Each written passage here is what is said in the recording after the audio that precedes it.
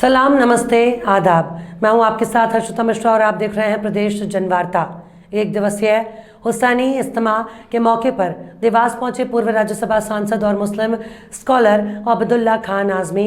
Saint Ashraf foundation की जानिब से आयोजित इस कार्यक्रम में श्री आजमी से देश और दुनिया के मुद्दों पर खास बातचीत की हमारे प्रदेश जनवार्ता के bureau chief doctor rice Qureshi ने। श्री आजमी ने बताया कि जब पॉलिटिकल लीडरशिप धर्म को अस्त्र और शस्त्र के रूप में इस्तेमाल करती है और लोगों को धर्म की अफीम पिला दी जाती है तो देश में नफरत की खाई बढ़ती चली जाती है और देश के अमन चैन और आपसी भाईचारे पर बड़ा खतरा पैदा हो जाता है।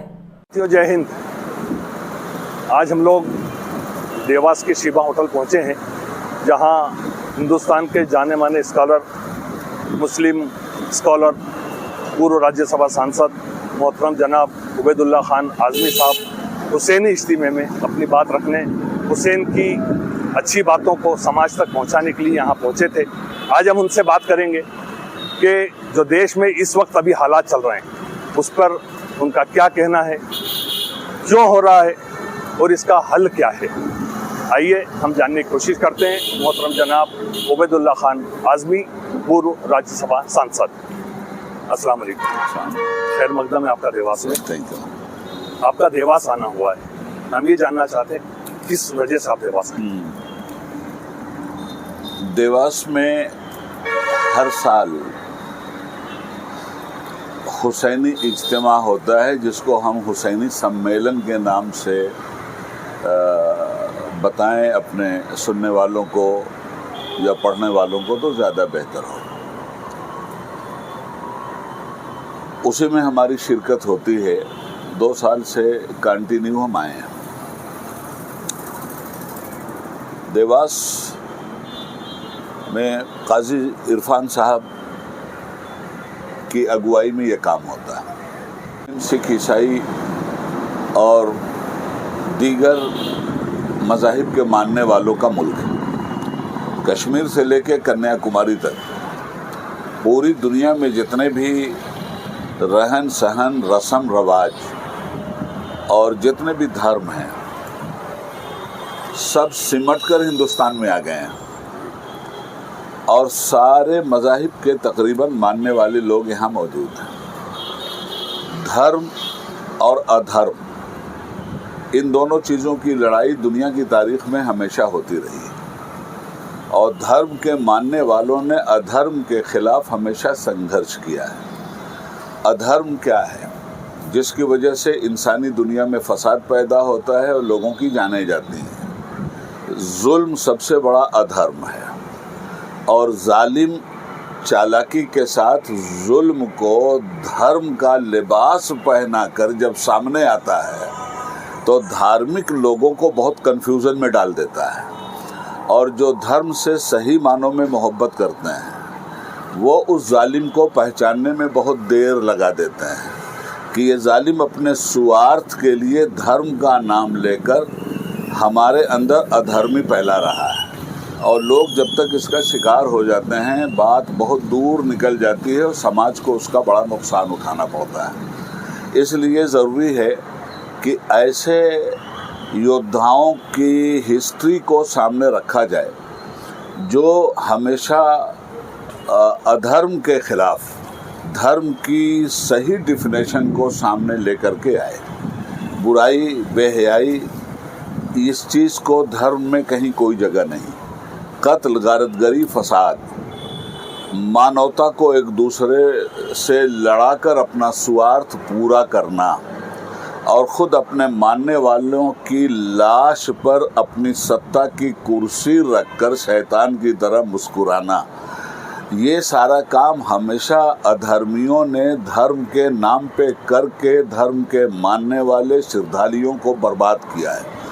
ये 1300 साल पहले ऐसा ही करने वाला एक राजा था जिस और राज सिंहासन पे ज़बरदस्ती बैठा था और पब्लिक की राय के खिलाफ धोखा देकर बैठा था। तो अवाम को जब उसने अधर्म बनाना शुरू किया और जुल्म को धर्म के नाम से स्थापित करने में वो कामयाब हुआ तो कोई तो होता जो इसके खिलाफ लड़ता। रावण की मिसाल सामने है। रावण के इसी अधर्मीपन के खिलाफ राम ने संघर्ष किया। कौरव और पांडवों की लड़ाई सामने है, कृष्ण ने उसके खिलाफ संघर्ष किया। इसी तरह यजीद नामी एक राजा मुसलमानों में मुसलमानों की धर्म नीति पर हत्यारा बनकर खड़ा हो गया, जो अपने काले करतूत के जरिए पूरे समाज को बर्बाद कर रहा था। ऐसे इंसानी समाज को बचाने के लिए, जुल्म से लड़ने के लिए एक शख्सियत पैदा हुई जिसका नाम इमाम हुसैन था। इमाम हुसैन हज़रत मोहम्मद सल्लल्लाहु अलैहि वसल्लम के नवासे थे। उन्होंने इस जुल्म के खिलाफ अपने पूरे ख़ानदान को लेकर एक ऐसा संघर्ष किया उस जालिम के खिलाफ कि आज तक जो भी पढ़ा लिखा समाज है और जो हिस्ट्री से वाकिफ़ है, वो किसी भी मज़हब और किसी भी वर्ग का हो, इमाम हुसैन को सलाम करता है कि उन्होंने धर्म की रक्षा इस तरह से की कि सारी दुनिया के लोग, चाहे वो किसी भी मज़हब के मानने वाले हों, उनको समझा दिया कि जुल्म धर्म के लिए सबसे ज़्यादा हानिकारक है। स्वार्थी लोग धर्म के लिए सबसे ज़्यादा हानिकारक हैं। मज़हब नहीं सिखाता आपस में बैर रखना। हम किसी भी मज़हब व मिल्लत के मानने वाले हों, हम इंसान हैं, आदमी हैं। मानवता भी बहुत बड़ी चीज़ है। उस मानवता को ज़िंदा रखने के लिए हर उस कार्रवाई के ख़िलाफ़ संघर्ष हर दौर में करो जिस दौर में इस तरह के नापाक लोग सामने आकर इंसानी दुनिया को बर्बादी और हलाकत की तरफ ले जाते। सर, दुनिया में 54 कंट्रीज ऐसी हैं जहां मुस्लिम लोग बड़ी संख्या में बसते हैं, और जैसा सभी जानते हैं कि इस्लाम जो है शांति का मजहब है। ठीक है। इसके मानने वाले भी शांति प्रिय लोग होते हैं। इस्लाम के माना ही सलामती के। लेकिन उसके बावजूद भी पूरी दुनिया में इस वक्त मुसलमानों की आरोप है कि सबसे ज्यादा टेरर मुस्लिमों में हो रहा है, सबसे ज्यादा आतंकवादी मुसलमानों में है, सबसे ज्यादा शर फैलाने वाले लोग मुसलमानों में। आखिर इसकी क्या वजह है? असल में देखिए, प्रोपेगेंडा सबसे बड़ी ताकत का नाम है। एटम बम में भी वो ताकत नहीं है जो प्रोपेगेंडे में है। आज प्रोपेगेंडा की ताकत जिसके पास है, वो सच को झूठ, झूठ को सच, अच्छाई को बुराई, बुराई को भलाई साबित करने में और इंसानों की आंखों में झूल धोखने में बड़ी आसानी के साथ आपका इशारा किसकी तरफ है? मैं अर्ज करूं, मेरा इशारा हर उस झूठे प्रोपेगेंडा करके सत्ता पे काबिज होने वाले व्यक्ति और जमात की तरफ है, और ये हमेशा होता है। लोगों ने हिस्ट्री पढ़ी नहीं। आप आज मुसलमानों के नाम से आतंक को जोड़ा जा रहा है। हिस्ट्री लोग पढ़ते तो उन्हें मालूम होता कि जितनी लाशें कौरव और पांडवों की जंग में गिरी हैं, दुनिया की किसी भी लड़ाई में इतनी ज्यादा लाशें नहीं गिरी हैं। देखिए, आतंकवादी का कोई मजहब नहीं होता। वो लोग भी तो सगे भाई थे ना जिन लोगों में जंग हुई। हम दोनों को गलत नहीं कह सकते। एक होता है आतंकवाद और एक होता है आतंकवादी से लड़ने वाले लोग। हमारे हिंदुस्तान की आज़ादी को आप ले लीजिए, अंग्रेज़ों का क्या आतंक नहीं था? वो आतंक आप भूल गए। जब भी किसी के पास हुकूमत आती है और वो धर्म की नीति के खिलाफ धर्म को अस्त्र और शस्त्र बनाकर दुनिया की आंखों में धूल झोंकता है, तो टेररिज्म वहाँ से पैदा होता है। अब सारी दुनिया के टेररिज्म की बात की जा रही है, वो आपके प्रोपेगेंडों और आपके मीडिया की जादूगरी है। मगर वही जादूगरी हिंदुस्तान में आपका मीडिया नहीं दिखलाता। ट्रेनों में लोग जा रहे हैं और गोली वर्दी पहन करके आदमी धर्म के नाम पर मार रहा है, उस पर आपका मीडिया उस तरह से बात करने के लिए तैयार नहीं है जिस तरह से बात दूसरे समाज के बारे में करता है। मणिपुर जल रहा है, हुकूमत मौजूद है। मैं पूछता हूँ कि टेररिज्म किसको कहते हैं? आतंकित किसी को करने वाले को आतंकवादी कहा जाता है। ट्रेन में जो लोग जा रहे थे और जिनको पुलिस की वर्दी में पुलिस ने मारा है और धर्म का नाम लेकर के मारा है और ऐसे लोगों का नाम लेकर के मारा है जो लोग आज धर्म का नाम लेकर पूरे हिंदुस्तान की जनता को गुमराह कर रहे हैं और नतीजे में चारों तरफ आतंक फैला हुआ है। मणिपुर में आतंक फैला हुआ है, हरियाणा में आतंक फैला हुआ है, हिंदुस्तान के कोने कोने में आतंक फैला हुआ है, हुकूमत की मौजूदगी में आतंक फैला हुआ है। मैं तो आगे बढ़ के कहूँगा हुकूमत की सरपरस्ती में आतंक फैला हुआ है। इन तमाम तर चीज़ों से मीडिया की ताकत के ज़रिए लोगों की आंखों में धूल डाल दी गई है। मुस्लिम मुल्क हों चाहे गैर मुस्लिम मुल्क हों, जालिम की एक ही बिरादरी होती है जिसको धर्म के साथ जोड़ना गलत है। 55 मुल्क हों मुसलमानों के, चाहे 155 मुल्क हों, बुराई को बुराई कहा जाएगा। यजीद के खिलाफ जो हुसैन लड़े थे वो भी तो मुस्लिम ही हुकूमत थी ना, वो कोई नॉन मुस्लिम हुकूमत नहीं थी जिसके खिलाफ इतनी बड़ी जंग वो करके चले गए। तो लड़ाई दरअसल जालिम के खिलाफ होती है और दो ही बिरादरी अब दुनिया में रह गई है, एक जालिम बिरादरी, एक मजलूम बिरादरी। एक वो बिरादरी है इस दुनिया में जो लोगों पे जुल्म करती है और एक वो बिरादरी है जो जुल्म सहती है। मगर इन्हीं जुल्म सहने वालों में ऐसे लोग पैदा हुए कि जुल्म सहो मत और जुल्म को जुल्म कहो, वरना पूरी दुनिया तबाही और बर्बादी का शिकार हो जाएगी। ईसाइयों के ज़माने में आपने लोगों से कहिए कि लोग पहले हिस्ट्री तो पढ़ें, यहूदियों ने क्या किया, ईसाइयों ने क्या किया। धर्म के नाम पर जितने लोग हैं, जब धर्म के अफ्यून पिला दी जाएगी लोगों को तो वही सब होता है जिसको वाकई की सूरत में बयान करके मुसलमानों पर इल्ज़ाम लगाया जा रहा है। आने वाले दिनों में आज जो कुछ हिंदुस्तान में हो रहा है और जिस तरह धर्म के नाम पर पूरे मुल्क को एक्सप्लॉइट किया जा रहा है, तो आखिर इस चीज़ को क्यों नहीं सामने लाया जा रहा है। एक जुल्म को छुपाना और दूसरे जुल्म को बयान करना, ये खुद सबसे बड़ा जुल्म है। तो ऐसे लोग जो इस तरह का इल्ज़ाम धरते हैं वो तो खुद ही इल्ज़ाम के कटघरे में खड़े हैं। जैसा भी आपने कहा कि दुनिया दो हिस्सों में बढ़ गई है, एक तो जालिम और एक मजलूम है।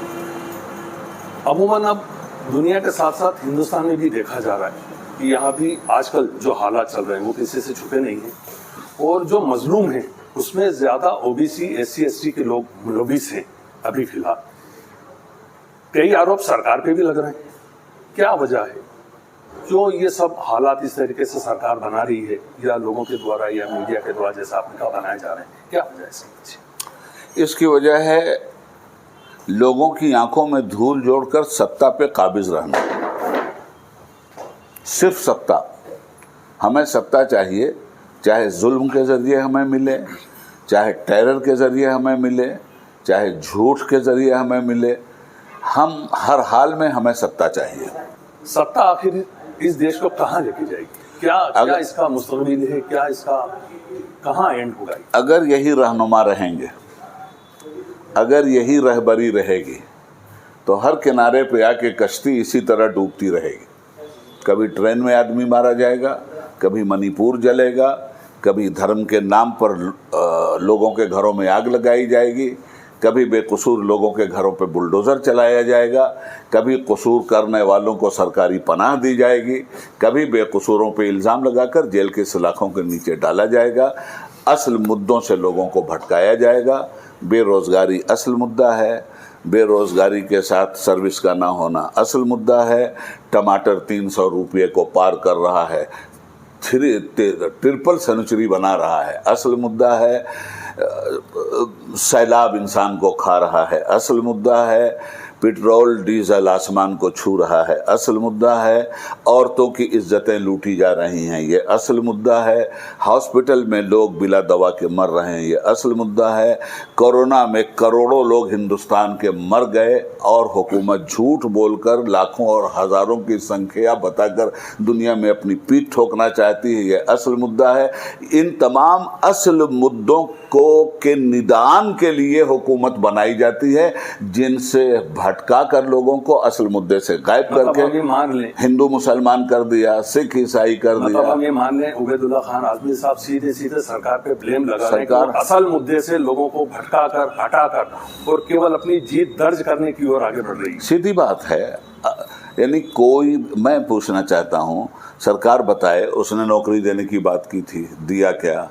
उसने महंगाई पे टिप्पणी किया था। अब आइए, जब पॉलिटिकल बात हो रही तो ज़रा इस एंगल से देखें। कांग्रेस के खिलाफ जितने भी इल्ज़ाम, मैं कांग्रेस को दूध की धुली हुई पार्टी नहीं मानता, मैं सिर्फ ये मानता हूँ कि एक सत्ता गई दूसरी सत्ता आई। एक सत्ता पे आज की सत्ता ब्लेम लगा करके आई है। महंगाई का रोना यही रो रहे थे, बेरोजगारी का रोना यही रो रहे थे, पेट्रोल और डीजल का रोना यही रो रहे थे, चाइना की आंखों में आंखें डालकर 26 इंच का सीना यही दिखा रहे थे। हमारे मुल्क की लंबी चौड़ी ज़मीनों पर और इलाके पे चाइना ने कब्ज़ा कर लिया, ना कोई आया, आप कह रहे हैं, ना किसी ने हमारे मुल्क को छुआ। इतने बड़े बड़े झूठ बोल करके देश की आंखों में झूल डालना, और 15 लाख रुपए हम बाहर से लाएंगे, स्विट्ज़रलैंड में जितने पैसे, भाई जो सरकार है उससे सवाल किए जाएंगे। कल सरकार थी, आप सवाल कर रहे थे, तो कल की सरकार ने तो सवाल करने में आपको जेल में नहीं डाला था। आज आप क्या कर रहे हैं? सवाल तक आपको बर्दाश्त नहीं है, जो सवाल करे उसे जेल में डाल दीजिए। राहुल गांधी सवाल करें तो पार्लियामेंट से निकाल दीजिए, झूठे मुकदमात लगाइए। खुदा भला करे, अभी सुप्रीम कोर्ट मौजूद है जिससे इंसाफ की उम्मीद है। मुंह पे इतना बड़ा थप्पड़ पड़ गया है झूठों के, उसके बावजूद शर्म नहीं आती। आखिरी सवाल है सर मेरा आपसे, राहुल गांधी का भी एक ट्वीट आया है जिसमें उन्होंने कहा है कि हिंदुस्तान में बीजेपी ने केरोसिन छिड़क दिया है और इस जो दूरी है इसको केवल मोहब्बत की दुकान या मोहब्बत ही बांट सकती है। आप क्या कहेंगे? देखिए, इसका क्या हल है? एक शजर कहते हैं पेड़ को, और हमसाया कहते हैं पड़ोसी को। एक शजर ऐसा मोहब्बत का लगाया जाए जिसका हमसाये के आंगन में भी साया जाए। उस पेड़ की छाया सिर्फ हमारे घर वालों को धूप से न बचाए, बल्कि हमारा जो पड़ोस है उस तक भी उसके साए को फैलाया जाए और उसको भी उसके साए में लाया जाए। यह है मोहब्बत की दुकान।